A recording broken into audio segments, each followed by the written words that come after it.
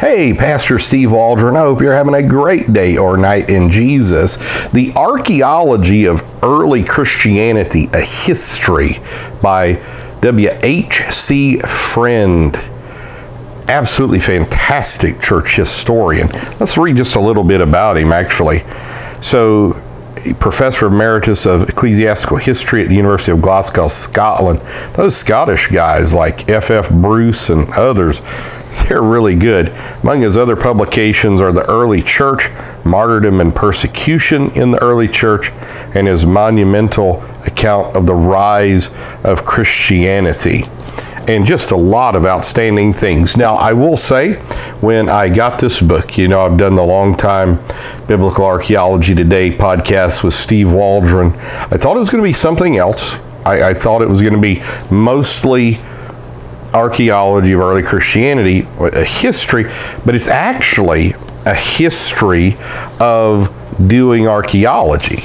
Like, where was archaeology found? The start of all this. But it's been equally fascinating, I will tell you that.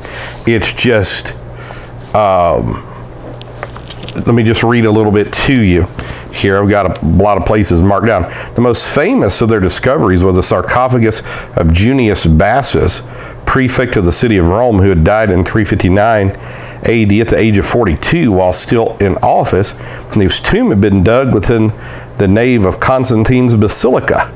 The discovery was made in 1595, and to this day the sarcophagus remains one of the finest examples of early Christian art. So he's got them doing biblical archaeology extremely early. I'm talking about extremely early. So many other things in here, far too numerous. A lot on William Ramsay, which if you don't have William Ramsay's stuff, you really need to get that. Just get everything. My friend Andrew Herbst just got that for his wedding present. As a matter of fact, apart from these historical texts supporting literary evidence, archaeological journeys undertaken by Ramsay and his companions threw light on the popular religion and organization of the church in Western Asia Minor.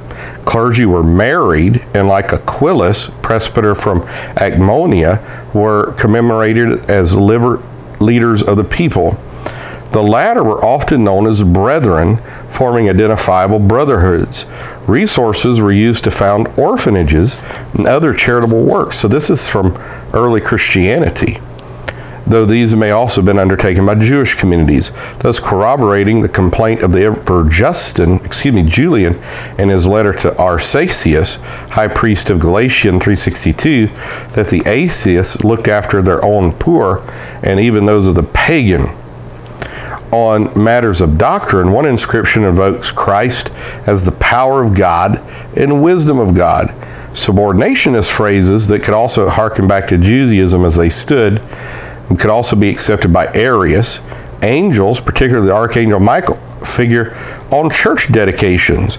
Christians left land, such as burial area, for the benefit of the church. Curiously, one such bequest recorded on an inscription from Agmonia requires that rose petals should be scattered on particular but unnamed anniversary.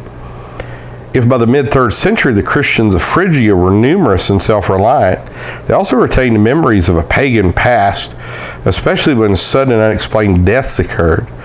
I mean, this is so fascinating. A presbyter of Dogmaeon records that he had prepared a tomb for his 2 daughters who had died young, claiming the powers of fate for their death, the winds that had buried the maidens from earth before their prime. Ramsay dates the inscriptions to that period after the peace of the church. Sudden disaster would sometimes, then as now, bring back the comforts of age-old beliefs when Christianity could not dispel. The Jewish commentaries also figured in Ramsay, this is William Ramsay's discoveries, the six fragments of a large inscription he found near Agmonia, recorded the existence of 3 families of royal Phrygian and Galatian descent intermarrying in 60 to 80 AD. But one of their members, Julius Severa, was a Jewish, who ranked as a leader of the synagogue. This suggests that other notables mentioned in the inscription were also Jews. Be that as it may, Julius Severa confirmed the description in Acts 13:50 of the devout and honorable women among Jewish sympathizers who opposed Paul and Barnabas in Pisidian Antioch. And relations between Christians and Jews appear to have remained close through the 2nd century, and mention of the Jewish feast of unleavened bread and Pentecost on an inscription appears otherwise Christian reinforces this conclusion. So you can see the enormous amounts of information, black and white photographs. It's very, it's not small print, it's not big print, it's readable print. Now, his voluminous bibliographies and footnotes, they are smaller print. But absolutely, and the bibliography is not so bad, but the footnotes are pretty small. But just even the bibliography is a wealth of information. It's over 400 pages. So it's absolutely fascinating. So he's not only tracing who's doing what archaeology, but some amazing finds that went. So I would highly recommend this book. And you used to get them real cheap off like thrift books, eBay. I'm not sure now. The Archaeology of Early Christianity, a History by William H.C. Frend. That's Friend without an I, F-R-E-N-D. And I will just say, I would really just highly recommend all his books. So God bless you. Live for Jesus. We'll talk with you later. Bye-bye.